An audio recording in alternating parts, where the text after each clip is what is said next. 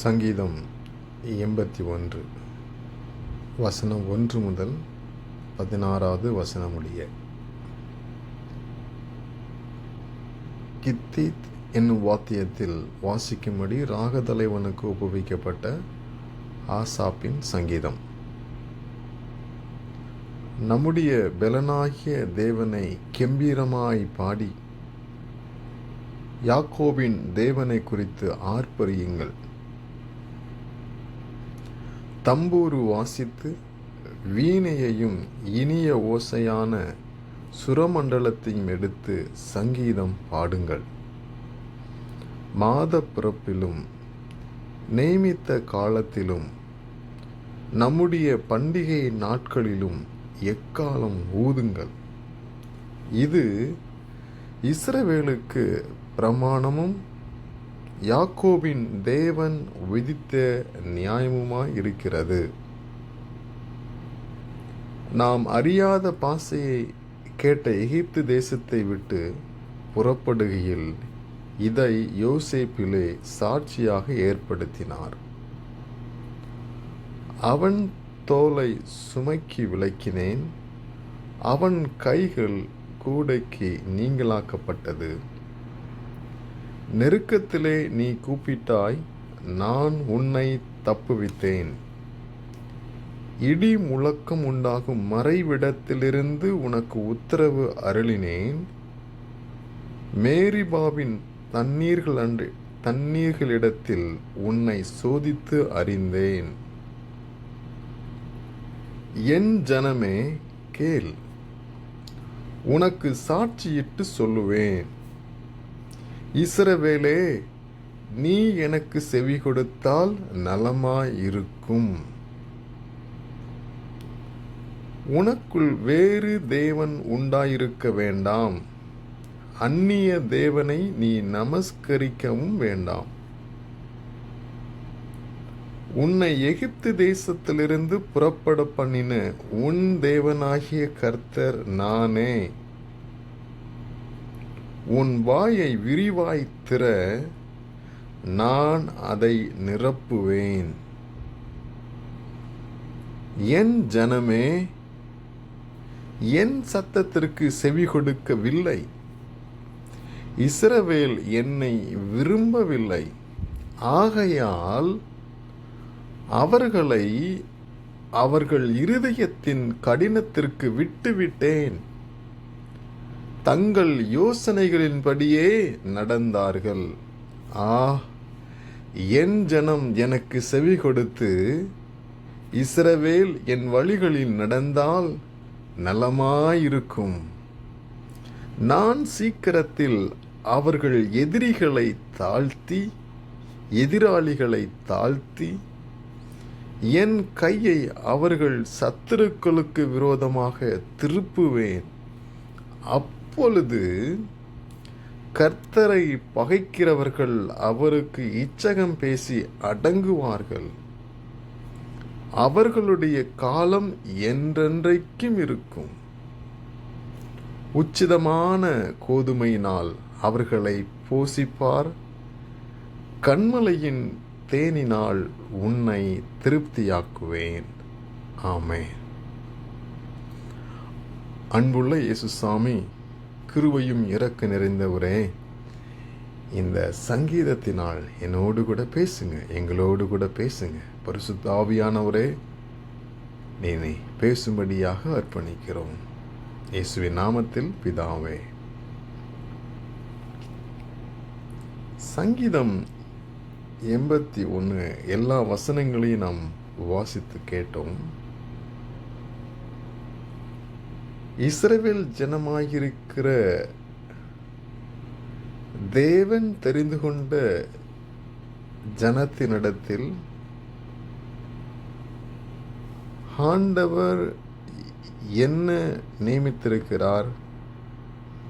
அவர் ஆசாப்பின் சங்கீதம் அவர் சொல்றாரு, நம்முடைய தேவனாகிய நம்முடைய பெலனாகிய தேவனை கெம்பீரமாய் பாடணும். யாக்கோபை தேவனை குறித்து நாம் ஆர்ப்பரிக்கணுமா? தம்பூரு வாசித்து வீணையினாலும் இசை ஓசையான சுரமண்டலத்தையும் எடுத்து சங்கீதம் பாடணுமா? மாத பிறப்பிலும் நியமித்த காலத்திலும் நம்முடைய பண்டிகை நாட்களிலும் எக்காலம் ஊதணும்.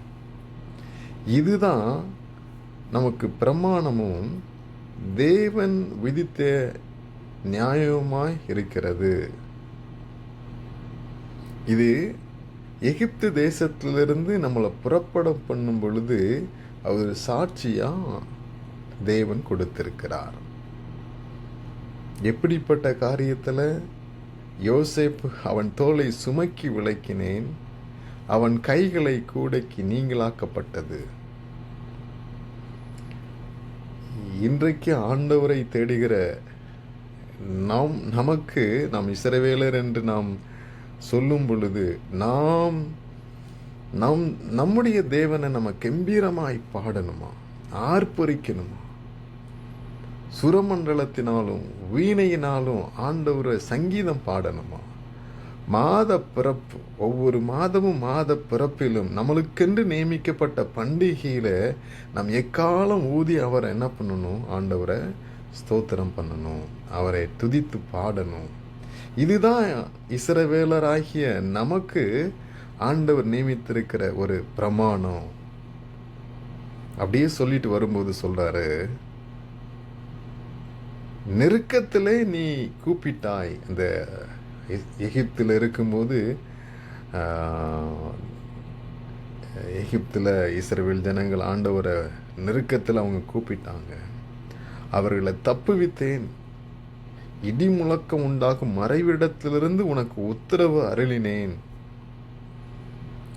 மேரிபாவின் தண்ணீர் இடத்தில் உன்னை சோதித்து அறிந்தேன். இதை நினைக்கும் பொழுதெல்லாம் சந்தோஷம்தான். எந்த அளவிற்கு ஆண்டவர் தேவன் தெரிந்தெடுத்த ஜனங்களை ஆண்டவர் நடத்தி கொண்டு வந்திருக்கிறார். நெருக்கத்திலே நீ கூப்பிட்டாய், நான் உன்னை தப்புவித்தேன். இடி முழக்கம் உண்டாகும் மறைவிடத்திலிருந்து உனக்கு உத்தரவு அருளினேன், உன்னை நான் சோதித்து அறிந்தேன் என்று சொல்கிறாரே.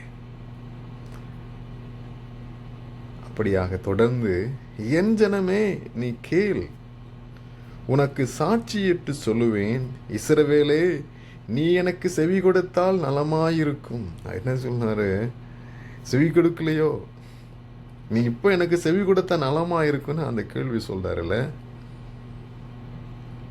என் ஜனமே கேள், இஸ்ரவேலே, என் ஜனமே, என் மகனே, நீ எனக்கு செவி கொடுத்தால் நலமா இருக்கும். நீ செவி கொடுக்காம இருக்கிறையா என்று நான் அந்த கேள்விகளில் நான் கேட்கிறேன். இஸ்ரவேல் ஜனங்களுக்குள் வேறு தேவன் உண்டா இருக்க வேண்டாம், அந்நிய தேவனை நமஸ்கரிக்கவும் வேண்டாம். நான் தானே உன்னை எகிப்து தேசத்திலிருந்து புறப்பட பண்ணினேன். உன் தேவனாகிய கர்த்தர் நானே. உன் வாயை நீ விரிவாய் திற, அதை நன்மையால் நிரப்புவேன், அதை நான் நிரப்புவேன் என்று கர்த்தர் எந்த அளவிற்கு அந்த இடத்துல எழுதப்பட்டிருக்கிறது. என் ஜனமே,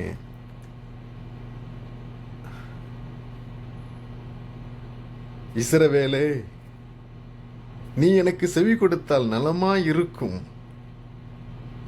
உனக்கு வேற தெய்வம் வேண்டாம், வேற தெய்வத்தை நீ நமஸ்கரிக்கவும் செய்யாத, அதை தொழுது கொள்ளவும் செய்யாத. நான் தானே உன்னை எகிப்து தேசத்திலிருந்து கொண்டு வந்தேன், நான் தானே உன்னுடைய தேவன். நீ இப்போ உன் வாயை விரிவாய் திற, அதை நான் நிரப்புவேன்.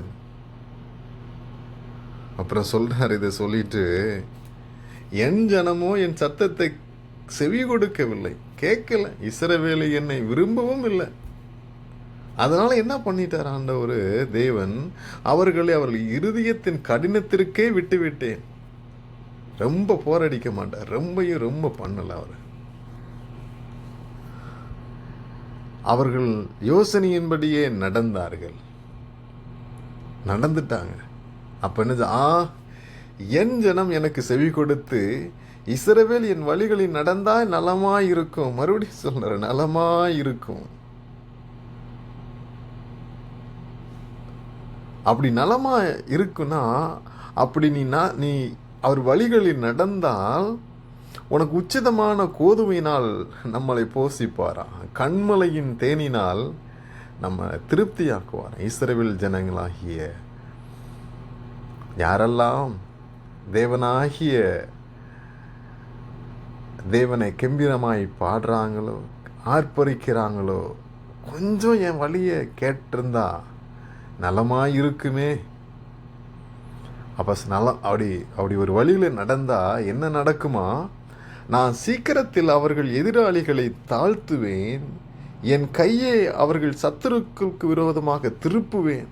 ஒருவேளை அவருக்கு செவி கொடுத்த ஒரு வழிகளை நாம் நடந்தோம், அவர் நம்முடைய எதிராளி எல்லாம் தாழ்த்தி போடுவாராம். நம்மளுக்கு விரோதமாக இருக்கிற எல்லாத்துக்கும் மேலே அவரு தான் நம்மளுக்கு போர் புரிகிறவர். கர்த்தரை பகைக்கிறவர்கள் அவருக்கு இச்சகம் பேசி அடங்குவார்கள். அவருடைய காலம் என்றென்றைக்கும் இருக்கும். 16 வசனத்தில் என்ன? உச்சிதமான கோதுமையினால் அவர்களை போஷிப்பார், கண்மலையின் தேனினால் உன்னை திருப்தியாக்குவேன் என்று சொல்லுகிறாரே. எப்பொழுது? அவர் வழிகளில் நடந்தால், அவருக்கு செவி கொடுத்து, என் ஜனம் என்றென்றைக்கும் செவி கொடுத்து, என் ஜனம் எனக்கு செவி கொடுத்து, இஸ்ரவேல் என் வழிகளில் நடந்தால் நலமாய் இருக்கும். அப்பொழுது அவர்களுக்கு என்ன கொடுக்கும்? உச்சிதமான கோதுமையினால் அவர்களை போஷிப்பார், கண்மலையின் தேனினால் அவர்களை திருப்தியாக்குவாரே. இந்த நாளிலும் கூட இந்த வேத வசனங்களை என் மனதிற்குள்ளாக நான் கொண்டு வருகிறேன். இதை நான் இப்படி யோசிக்க விரும்புகிறேன். இன்றைக்கு என்னுடைய பலனாகிய தேவனை நான் கெம்பீரமாய் பாடுவேன், அவரை நான் ஆர்ப்பரிப்பேன், சங்கீதங்களினாலும் நான் பாடுவேன், மாத பிறப்பினாலும் அவர் நியமித்த ஒவ்வொரு நாள் பண்டிகையிலும் நான் எக்காலம் ஊதுவேன். அதுதான் எனக்கு பிரமாணம். எனக்கு அந்நிய தேவன் எனக்கு தேவையில்லை. எனக்கு இஸ்ரவேலின் தேவனாகிய கர்த்தரை தவிர வேற தேவன் எனக்கு வேண்டாம். நான் எதையும் நமஸ்கரிக்கவும் மாட்டேன். அவர்தான் என்னுடைய கர்த்தர். என் வாயை இன்று நான் விரிவாய் திறப்பேன், தேவன் அதை நிரப்புவார். நான் அவர் சத்தத்திற்கு செவியிழுக்காமல் இருக்க மாட்டேன். என் இறுதிய கடினத்தை எடுத்து போடும்.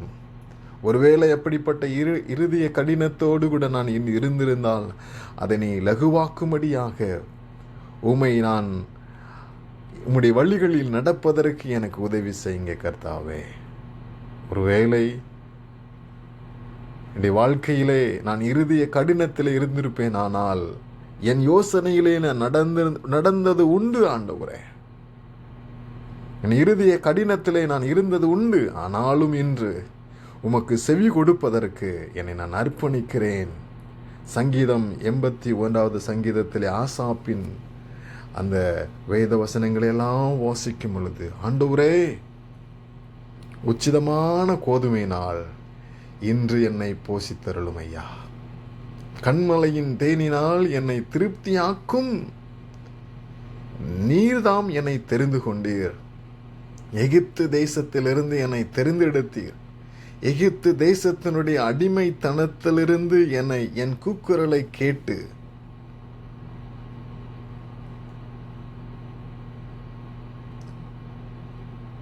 என்னை தப்புவித்தீர், என் கூப்பிடுதலை கேட்டீர். இன்றும் எனக்கு கேட்கும்படியாக அர்ப்பணிக்கிறேன். என்னோடு கூட என் குடும்பத்தோடு கூட இந்த சங்கீதத்தினுடைய இதை கேட்கிற ஒவ்வொரு பிள்ளைகளுடைய வாழ்க்கையிலும் இருதய கடினத்தை எடுத்து போட்டு தங்கள் யோசனையிலிருந்து சற்று விலகி தேவனுடைய யோசனைகளையும் தேவன் சொல்லுகிற தேவனுக்கு செவி கொடுத்து அவர்களுடைய தேவனுடைய வழியில் நடப்பதற்கு, இயேசுவே தேவனே எனக்காக மரித்து அடக்கம் பண்ணப்பட்டு 3ஆம் நாளிலே உயிரோடு கூட எழும்பின என் இயேசு கிறிஸ்துவினிடத்திலே அர்ப்பணிக்கிறோம். இந்த சங்கீதத்தின் மூலமாக இன்னும் பேசுங்க, இன்னும் அதிகமாக நடப்பீங்க. உம்முடைய வார்த்தைகளுக்கு செவி கொடுக்க இந்த நாளிலே அர்ப்பணிக்கிறோம். இந்த நாள் முழுவதும் தேவன் என்னோடு கூட பேசுங்க, எங்களோடு கூட பேசுங்க. அர்ப்பணித்து நான் ஜெபிக்கிறேன். உம்முடைய நாமம் மாத்திரம் பெருகட்டும். இதை வாசிக்கிற, இதை தியானிக்கிற என்னுடைய வாழ்க்கை குறுகட்டும். நீர் பெருகுங்க. உம்முடைய சிந்தனை ஒவ்வொரு நாளும் எனக்குள்ளும் எங்களுக்குள்ளும் பெருகட்டும். நீரே உயர்ந்திரும்.